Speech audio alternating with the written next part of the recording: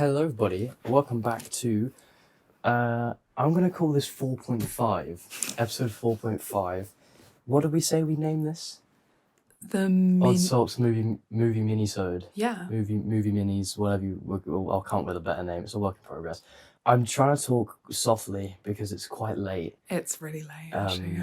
It's currently 1:45 in the morning. Yeah. But we just watched a film called The Barbarian. The Barbarian, yeah. And halfway through, I was like, this is really good, and we have to discuss this. And I thought, well, why just discuss it between us when I can make content out of it? So I'm again joined by Maya, who just won't leave me alone. Okay. Just keeps coming on the podcast. Rude.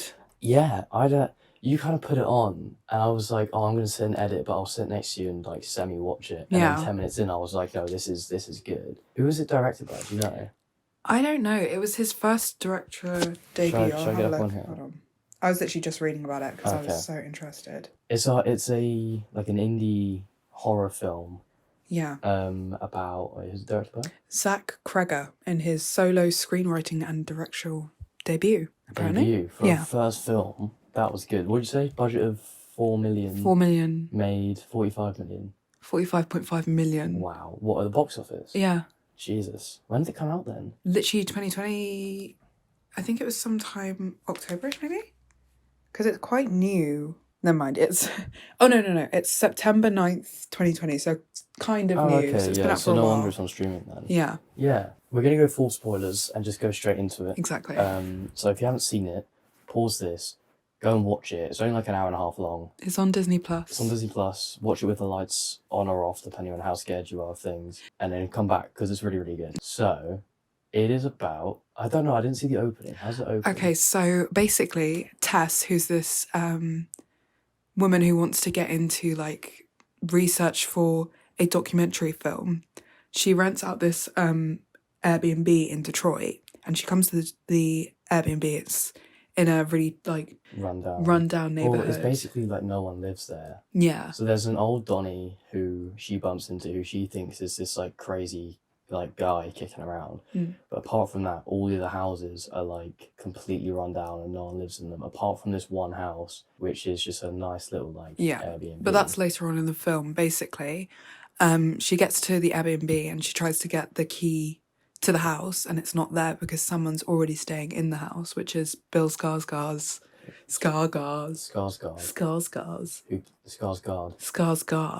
Yeah, Skarsgård. Yeah, who plays It in the It films. Exactly. Who's actually quite attractive. He is. Yeah, he's a nice guy. He's got like that weird... I've seen him in something else where he's also quite attractive. He's kind of... like ugly hot. Yeah, he's like ugly hot. He's got really buggy eyes though. I don't know. He's his eyes are really big. Yeah, he's got Riz. He had the Riz in the film. So they are both in this Airbnb, and they're like, oh, there must have been a mistake somewhere. Like it's been double booked. And they just both agree just to like share. For now, they were gonna like sort it out in the morning because he didn't want her going out in the weather. And stuff, and trying to find a new apartment because there was this like big convention going on. So there weren't many like Airbnbs and hotel rooms left in Detroit, Michigan. And so they make a pact to be like, oh, you can be in the room that I've been staying in for a while, and I'll sleep on the couch. And so they do that, but in the middle of the night, shit goes down. Yeah, well, first of all, they're like, Keith, that's his name. Keith is being very flirtatious. Yes, he is. He's dropping some absolute loose game.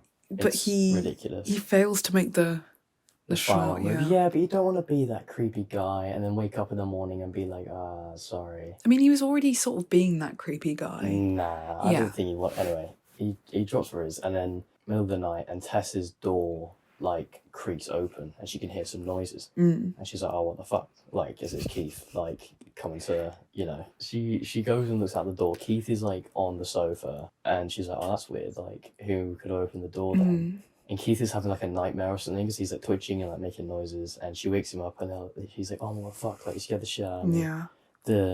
She's like, oh, sorry. Oh, did you open my door? I was like, no, I didn't fucking open your door.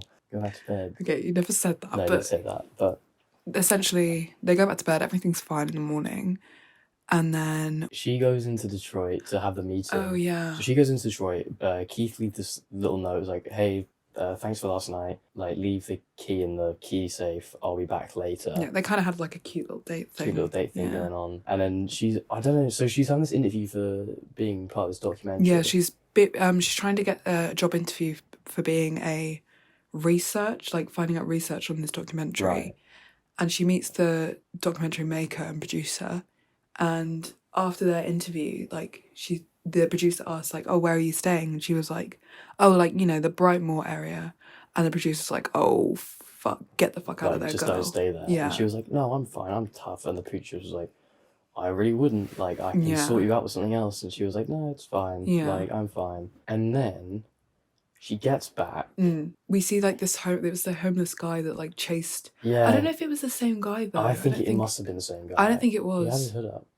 But anyway, he was white though. She drives back and she gets out of the car and this random guy starts chasing her, like warning her not to go in the house. And she thinks, it's just some crackhead guy. Like, I don't think, me personally, from what I saw, I think it was a genuine like crackhead homeless guy who was chasing her in her house. No, I think it was the guy warning her not to go back in. It was a different guy, I promise. Okay. Well, it was, I promise. Okay, whatever. Anyway, so this girl, she locks herself in the house. And then I think, does she hear a noise from the basement or something? And is like wondering if Keith's home already? Yeah, she hears a bang. No, that's not true. She goes to the toilet, didn't she? Yeah, she goes to the toilet and there's no toilet paper. Yeah. So she looks around, she sees a pack of toilet paper in the basement, so she goes down and then she sees there's like a carved out door frame in one of the walls. Oh no, she sees the rope. Yeah, she's pulling something back to get something. I can't remember what she was doing. And she sees a rope and she pulls on this rope and the secret door like opens. Yeah. And at first she's like, no, and just doesn't go down there. Which was the first thing where I was like, oh, like she's smart. Like, she knows what she's doing. As she would. And then the second thing that was really good about Tess, where she was really smart, was she knew she'd left her phone upstairs.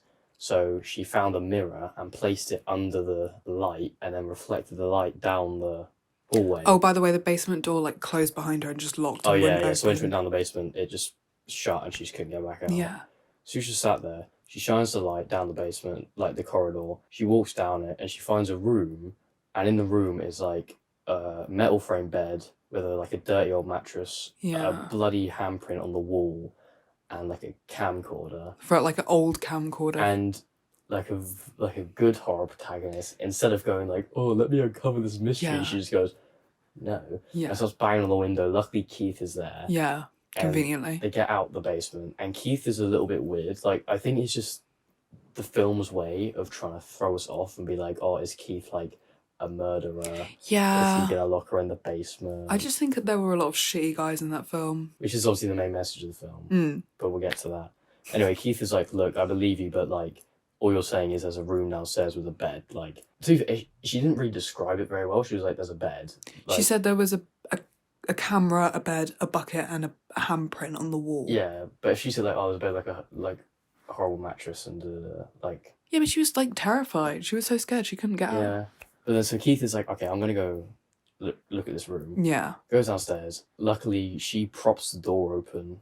I think she puts a chair by the door. Like Keith asks her to hold the door open. Like, he was like, oh, just hold the door open so I don't get locked in like you. And she was like, okay.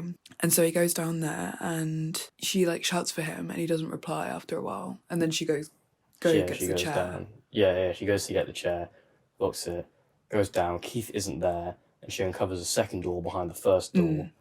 And then it just leads to this whole other like cavernous, deep underground thing. And she can hear Keith like screaming for help. And then she finally like after going through tunnels, she finally like bumps into Keith. And Keith is like, Donnie's fucked. Like, he's like crying and is like on his hands and knees and he's like, we need to go. And she's like, okay, this way. And he's like, no, there's someone else down here. Like, we can't go that way. Which, you're right. At first I was like, oh, because she goes past this room and in the room there's like dog cages with like bowls and stuff. Yeah, that was weird. I'm thinking like, oh, Keith must have seen the monster in that section, ran past. Oh shit, I know this isn't relevant now, but do you think the dog cages weren't the mother's thing? It must have been the dad's thing where he kept like the girls. He kept the girls, definitely, yeah. So like fucked. He must have seen the dog cages, ran past, tried to loop back round or something and just gotten lost and was like, no, we can't go back that way because she's there. Yeah. And Tess is like, no, like, you fucking idiot, I've just been there, let's just go. And then before she can convince him, this monster comes up behind him. Massive, and in a very, very, very cool... This is the kind of, like, horror action that I love. Just, this, like, not hulking, she's very, like, tall and lanky. Yeah. Like, monster grabs Keith's head and just smashes it over and over into a wall. Yeah. And then it cuts to, like, the city. Yeah. Which, the monster reveal, again, because it wasn't the monster wasn't the jump scare. Keith appearing was the jump scare. The monster just always, when it appears or disappears, it kind of just floats in and out of focus because the shots are lit by... there's like a term for it. You know when it's lit by lights in the shot? Practical lighting. That's it. We did this in college. Oh, we did. So, like, you can only see as far as Tess's phone torch goes. So it makes it really, like, claustrophobic intense. But the monster doesn't, like, run after them or like, crawl after them. Just walks. Not slowly, but, like, at a pace. At a brisk pace. Like, at a human pace. Yeah. But she is tall. Yeah. Like, she's, like, hunched over. Well, it's because she's inbred, which is what we'll get to later, but... Anyway, Keith gets, like, bodied. Yeah. And it cuts to, that actor's not famous, is he? Which one? No, I don't think so. It cuts to, a Donnie in a red convertible, driving along, like, the West Coast or the East Coast. And it's, like, a beautiful sunny day, he's singing along. And someone calls him, and he's like, this guy was called AJ. AJ. Yeah. They're like, look, AJ, your pilot on this show that you've been working really hard for the last couple of years isn't going ahead. And he's like, why? And they go, because your lead actress has accused you of raping her. And he goes, I never did that. Anyway, he gets dropped. He's like, well, I'm going to make no money. So he goes to see his accountant. His accountant's like, you've got like 3 homes. You've got to sell them, move into one. So we find out that he owns the Airbnb that he's renting out, letting people rent out to make some side money. So he's like, okay, well, he sells everything else and he just like moves back to that house. No. He was looking to sell those houses in Michigan because he didn't want to lose the house he'd got a mortgage on. Oh, yeah. So anyway, he goes back to the house in Detroit. He meets up with one of his buddies in a bar. And they're drunk, and the guy goes like, like, between man to man, what happened? Yeah, like, did you actually rape her? And he does the most fucking annoying thing, where he was like, no, I didn't rape her. Like, she took a bit of convincing. Yeah, we did it, but, like, it took a while for her to say yes. Like, what? The guy was like, so did she say no, get off me? And he was like, yeah, to begin with. But then she loosened up a bit. It's like... He was like, then she really wanted it. It's just like... You're a knob. You're a massive knob. Yeah. Anyway, he finds, like, Tess's and Keith's shit, and he's like, there's, like, squatters in my house, I'm gonna have to find them. Here's a thud in the basement, classic. Goes down there to check, and he does the same thing. Like, he finds a string for the door, he goes through the door, but what was really interesting was instead of being like, oh my god, there's this whole creepy section, and there's people, stuff like, is there anyone down here? He was like, I can make money out of this. Yeah, that was quite funny. Which really funny. shows his character, because there's a scene where he's going around with a tape measure, measuring out square footage so he can add it on to the... So stupid. But I was saying to you at the time as well, underground tunnels in Detroit from, like, the 60s. Yeah. I mean, I know Prohibition wasn't in the 60s, but you surely would just instantly call, like, I don't know, whoever deals with history in America, American history people, and be like, I own this property, and I've just found these hidden tunnels that are from the Prohibition era, and they may lead to some, new information about what Prohibition was like. Like the police or something. You can use it, but I'll charge you $1,000 a day. Yeah. And just, like, make loads of money off it. Until they get kidnapped and killed, But yeah, he finds, like, even, like, when he finds the camera and the bed and the handprint, he's not like, oh my god, what the fuck? He's like, oh, okay. Another room to sell. And even he walks past the doggy cages that have clearly had people in them. And he's like, just doesn't even flinch. He's just like, what the fuck? And then he just continues to measure. And then, I don't know, he walks further down, and there's a light coming out of one of the rooms. Yeah. In the room, there's, like, loads of, like, old sheets and bedding and clothes. And there's an old TV, and on the TV it's showing, like, a 60s mothering, nurturing clip of, like, how to breastfeed. It's, like, how to take care of a baby, like, instructional guide. Which it should be mentioned, this monster, like, is just fully naked. Oh, yeah. Like, tits just completely sagging. I don't think I saw any vagina. frontal bum, but... No, frontal bum. Frontal bum action. Pum-pum.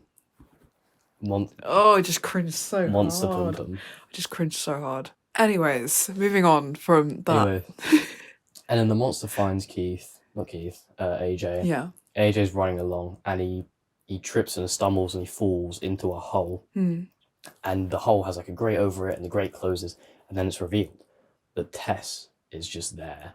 Like, she's in the same hole. She survived. She's in the hole. And I think it cuts at that point to the 60s, right? No, I don't think that's yet. I think she puts the bottle through the... Is it? Yeah.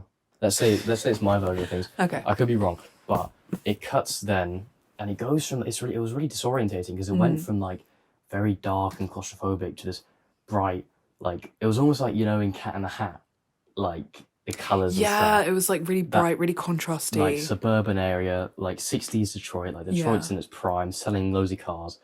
And even like the aspect ratio change. I don't know what the numbers are on it. Yeah, the lens was definitely wider. I think it might be 1690. I could be wrong.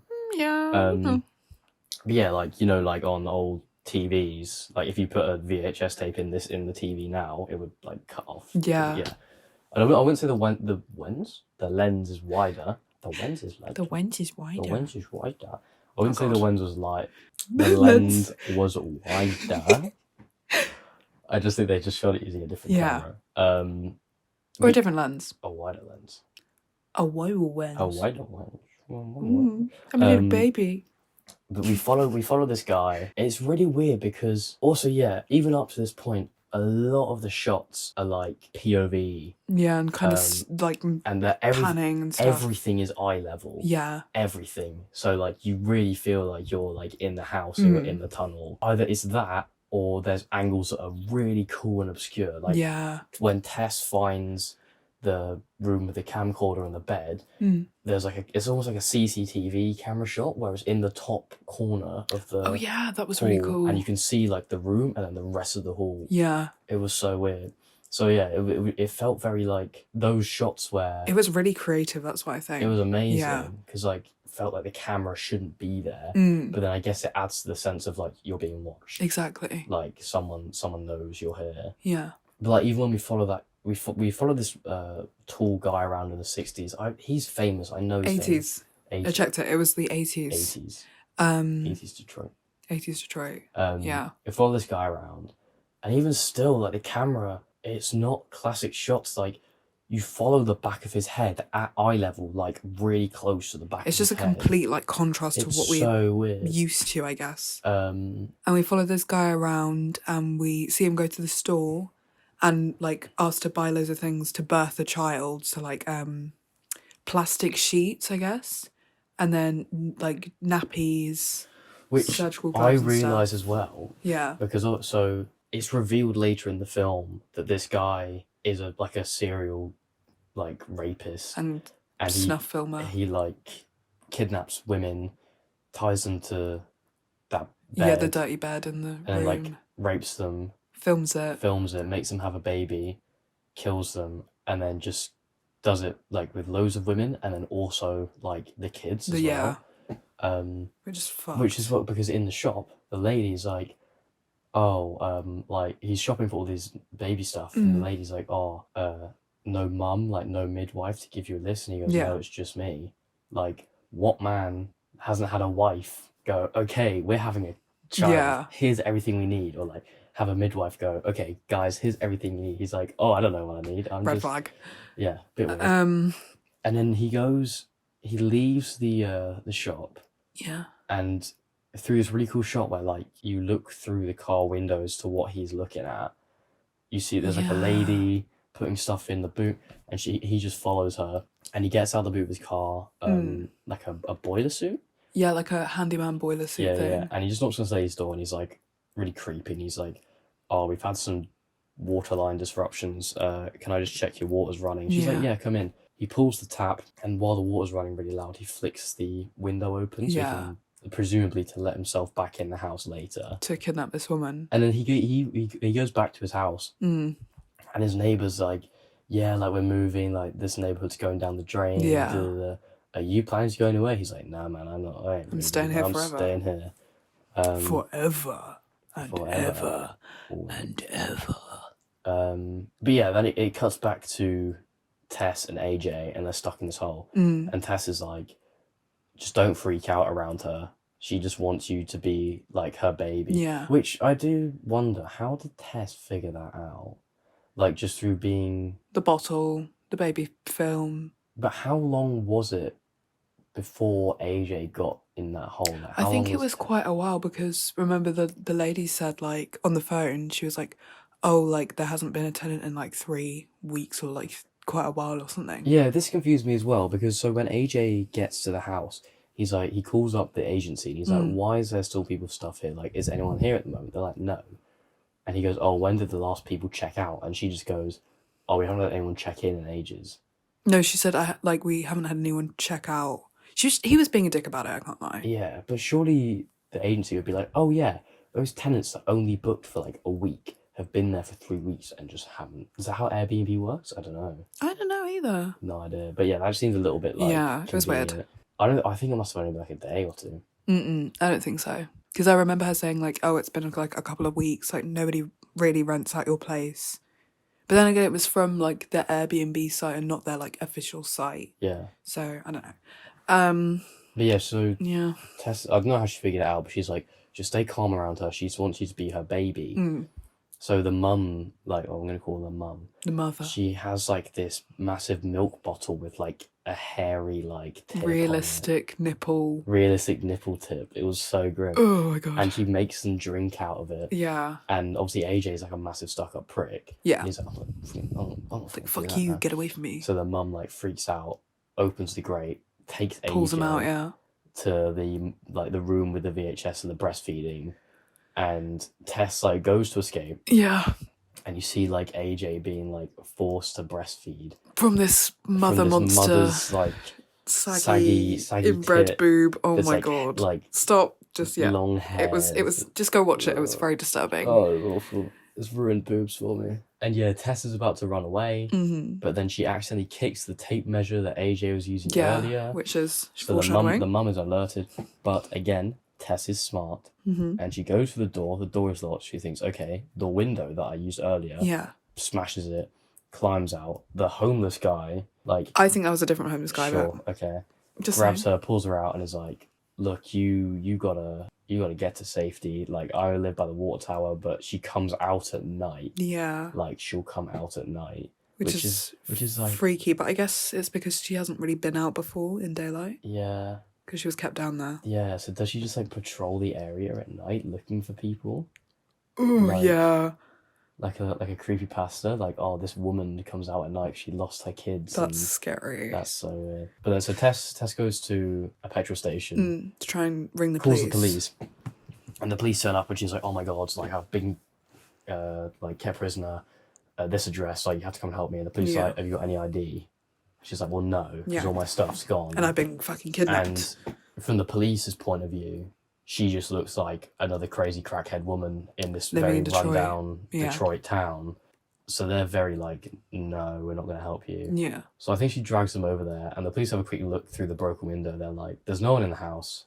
The only crime at the moment is you breaking the window to get out. Yeah. And like, then stop being a bitch. Then they leave. And they just leave her. I don't know what happens. Oh, no, yeah, he goes... How does he get out of the... How does AJ get out of being breastfed? Oh, no, because the mum chases Tess out yeah, the of window. course, yeah. I was like, huh? So it cuts back to AJ. The mum's gone. Yeah. She went to chase Tess. He wanders around. He gets lost. And he finds another room. Yeah. And in the room is the old serial killer But before that, like, the guy who rescues Tess, the homeless man, he gives Tess a warning saying, like, what does he say? Like, oh... Just don't go back in there because there's worse things down there. Yeah. So yeah, the guy rescues him and was like, don't go back in, there's worse things in there. Yeah. Like, he was like, you got out, you survived, you're lucky. Yeah. Like, just leave, get as far away from here as you can, forget all about it. Literally. But Tess is like, it's the one thing that annoyed me a little bit. She was very smart when it came to surviving, but when it came to like other people, she was like, well... No, we gotta help them. Like... If you like saw another person down there, wouldn't you want to like kind of help? Yeah. Like, I get, like, she's a relatable protagonist, I guess, and a final girl. What happens after that? Cuts back to AJ, and he finds a secret room, and the old serial killer man is just in bed. Like, slowly dying of old age. And AJ doesn't know this is a serial killer. Yeah. So he's like, oh man, what do you need? Like, we're gonna get out of here. We're gonna tell everyone. Don't worry. And then he says, he's such a... Yeah. He was such a... Oh, I really hated him. I'll talk about him at the end because he... Basically, he's like, okay, well, if we don't get out of here, at least I'll get out of here. Yeah. Hands the guy some water, and the guy keeps, like, pointing at something that he wants. And AJ has a look around, and in the room there's a TV and some cassette tapes, and they've all got descriptions of women on them. And names and stuff. And he puts one in, and you don't see the tape, but you hear the noises. Yeah. And he's like, oh my god, you're like a sick fuck, like, what the fuck? And at that moment, the old man reaches into the drawer and pulls out a gun. Yeah. And we're thinking, oh god, finally, he's going to kill AJ who guy. Is a rapist and a narcissist. And a creep. And a worse person later on and in the film. The old man just shoots himself. Yeah. Which is like... As he should. Why? Why at that point was he like, you know what? Because he obviously he hasn't like...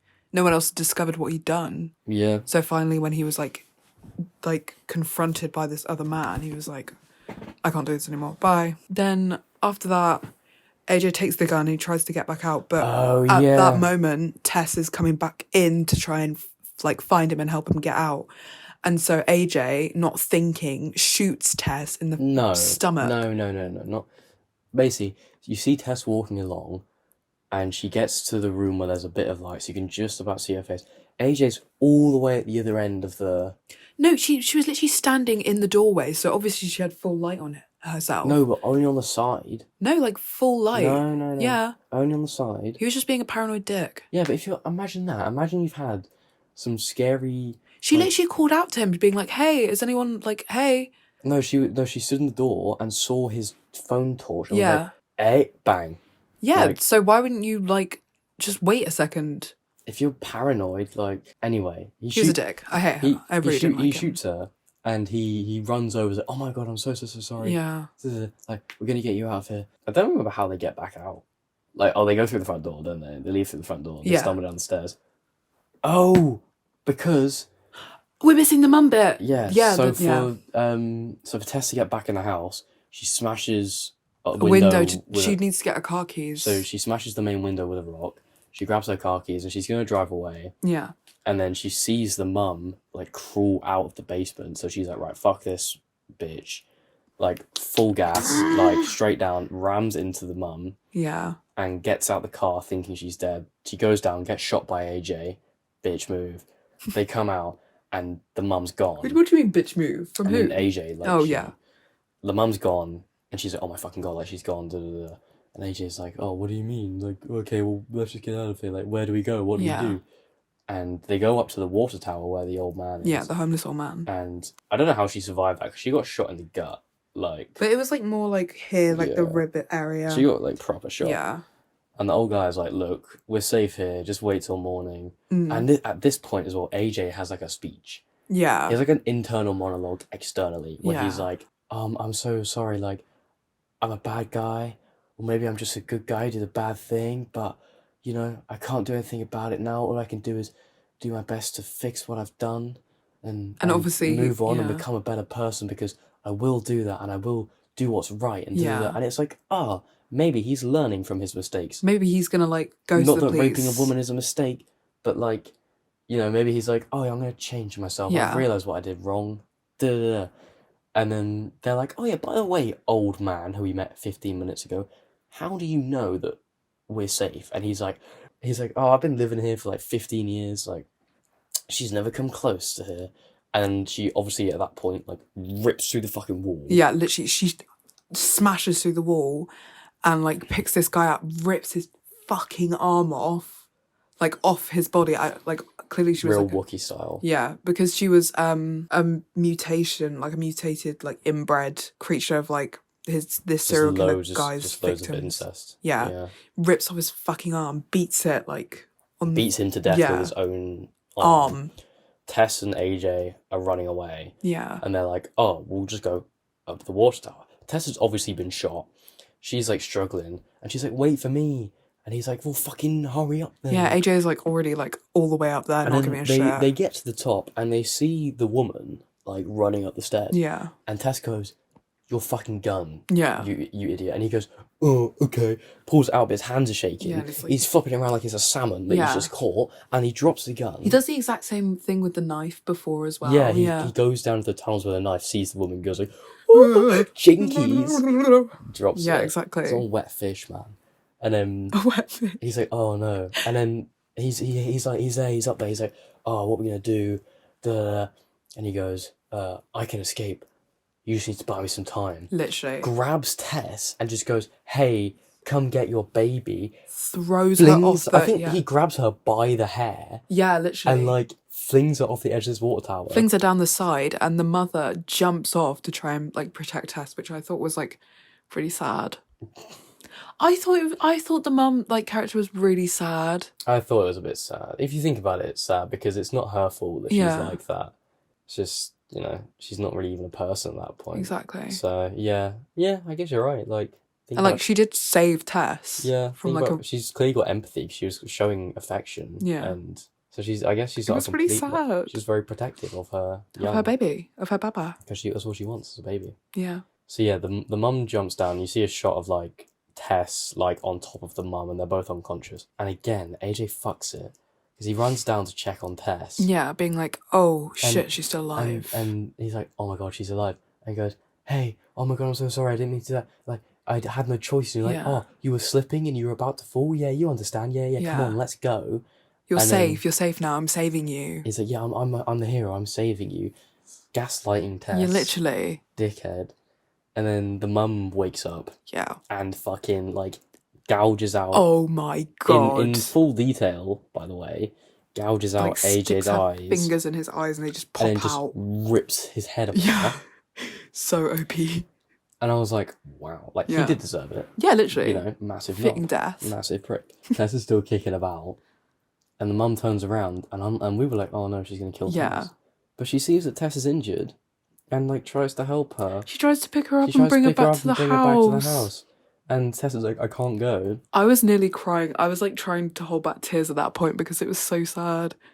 All she wanted was a baby. I do feel a bit bad now. I mean, I know she'd smashed Keith's head in. Yeah. But like he was like making loads of noise and I felt kind of annoying. I felt really bad for Keith. So did I. He's like an alright guy. It seemed like he could have survived that. He was a little bit weird though. I don't think you saw all of it, but before they started like sitting down, she was kind of like pressuring her not to leave.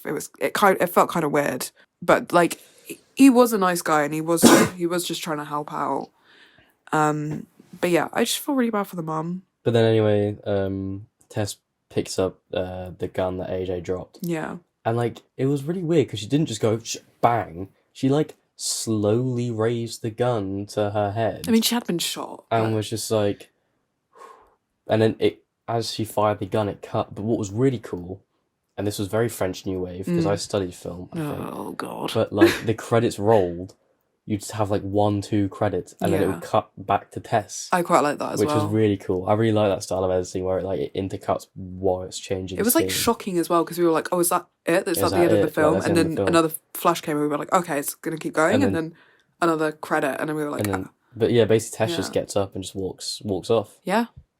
And that was it. But again, with the mum, like, even when she had the pistol to her face, the mum was still like, "Mum, like, baby, like, come home." And she was like, like gesturing, and Tess was like, home. "I can't go back there." Yeah. It was so sad.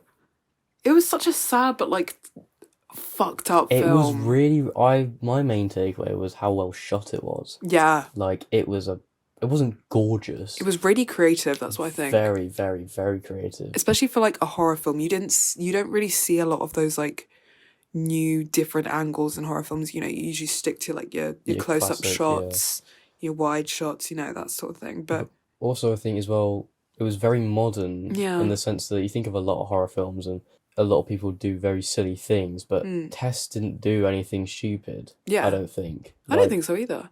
Yeah, of course, she could have, when she got out of the basement, she could have just left and just been like, fuck you, Keith. But then it shows that she's got empathy and she's got some morals, you know. And then, you know, in that sense, she makes her more of a likeable character. Exactly. So, yeah. I was rooting for her. Yeah. I was also rooting for Keith and the mother, but, you know, can't all win. Yeah.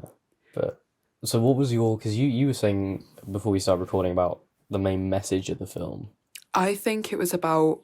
It was a lot of things. What I think. It was about the way that... I don't know, maybe poverty is, like, ignored and stuff. And how men treat women. Like, throughout the film, a lot of men treated the women as, like, stupid. Yeah. Like when Keith is like, I believe you, but I'm going to go check for myself. Yeah, exactly. Like, it can't... He was like, oh, it can't be that bad, you know? Like, it was just a room with a bucket and a bed and a camera. Yeah. So he had to go check for himself, because why would he believe a woman?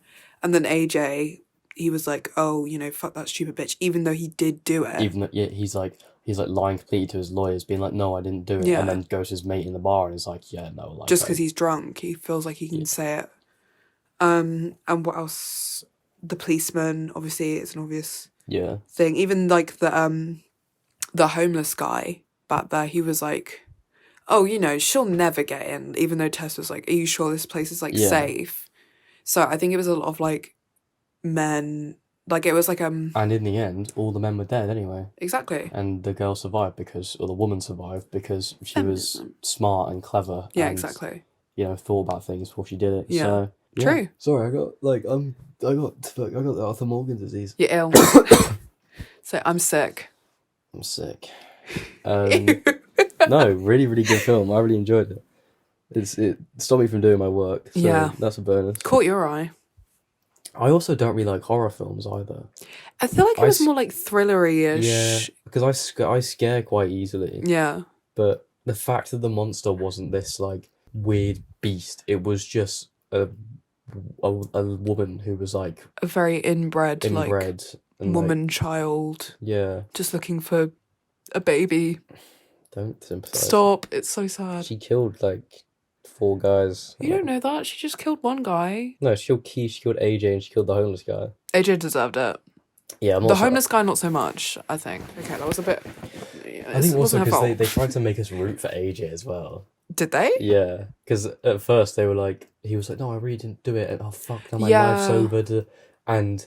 At first I was like, oh, that sucks, because that happens a lot. Yeah, I wanted to believe him at first. Rape allegations and people's lives get fucked up. And then as soon as he was like, yeah, no, it took a bit of convincing, I was like, oh, you prick. Man. Yeah. But yeah, good film. Really good film. Go watch it, seriously. Even though we just described it in detail. Yeah, even if you go after this episode and you're like, well, they've explained it to us now. No, go and watch it. Go see it. If anything, not for the plot, purely just for how it's shot. Yeah. Because it's very cool. And the story and the mum's nips. I was trying to say to you as well, like, was that the lens, like, throughout the whole film, was like a very minimal fisheye lens. Yeah, kind of. Like, it had that central, and then it just kind of curved around. It sort of sucked you in, didn't you? Yeah, but like, gently. Gently, it was very, you wouldn't notice it unless you looked really closely. Yeah. But it also did it in reverse. Like, it had, like, those long shots of the corridors where you could see it was curved a bit towards the end. Yeah. And it made everything feel like... far away and either distant. Far away or really close and personal. Yeah. And it gave the sense of, like, how big the tunnels were. It was just really well made. A very well made film. Very, very well made. Yeah. Yeah. Like, I'd kill to be able to make something like that. Because, like, the talent that has to go into that. Yeah, and the fact that it was a directorial debut and screenwriting debut as well. Yeah. He wrote the screen and directed it. Just off the bat. But then I wonder, like, how long it took him to get it off the ground. Like, don't know. But yeah, proper good film. Made a lot of money. Mm-hmm. Should make more. Mm-hmm. So go watch it. Maybe I should watch more horror films. Maybe we should continue our Minisode. I mean, we've been recording for like 40 minutes, so probably like a half an hour episode. It was supposed to be like 20 minutes. But... that'll be fine. I'll cut it down. I got editing wizardry. Oh yeah, you do. Yeah, man. We can't rate things I know we did with The Last of Us. We can't rate things out of 1 to 10 because no matter what we say, people will be annoyed. Okay, so we have to go. We can't be on the fence. We have to go. It was amazing or it was shit. I think it was amazing. I really liked it. I thought it was good. But like, what's a cool like? I'd give it 4.8 odd socks out of 5. four socks out of 5. 4 socks out of 5. Yeah. Oh, okay. We'll do that. Yeah. We'll do that out of 5. Yeah. Yeah. All right. I'll say 4.5 socks. Yeah. 4.5 socks. I think it was a really solid film. I wanted a bit more from like the stories. I wanted a little bit more, but the creativity and like the acting was so good. Yeah. I feel like if you got any more though, it would feel a bit too like too much going on. Maybe, yeah. Although I thought it was going to be like, it was different stories of different people, like, throughout the years and how they died in the house. That would have been cool. That would have been really cool. And, like, Tess discovers all their bodies or something like that. That's giving me, like, Haunted Hill House, not Haunted House. The Haunting of Hill House. Yeah, The Haunting of Hill House. That was really good, I wasn't really enjoyed that. Did you watch the Blythe Manor one? No, I haven't yet. I'm a busy man. Might be a next episode. Well, like, yeah, follow us on TikTok and the Instagram. The TikTok is just oddsockspod. Instagram is oddsockspod. Oddsocks_pod. Yeah. The Gmail is oddsockspod22@gmail.com. You got your stuff? My video, Arctic photos with a naught at the end. A 0. A 0. Yeah. Naught sounds cooler. Okay. But yeah, give us a follow. Tell us if you like this kind of episode. I will link everything in the description. Yes, you will. I will. And yeah, let us know if any films you want us to do next. I can't promise these will be weekly because I already have way too much going on. But I guess for now we'll just do them whenever we watch a film and we like it enough. I could always host this. You could always host it if you want and have it be your own little section of the show. I love that. I've watched so many films, that'd be quite cute. Yeah. Okay. All right. Well, thank you guys. Appreciate it. We'll see you in the next episode. Odd Socks out. Cheers. Bye. Bye.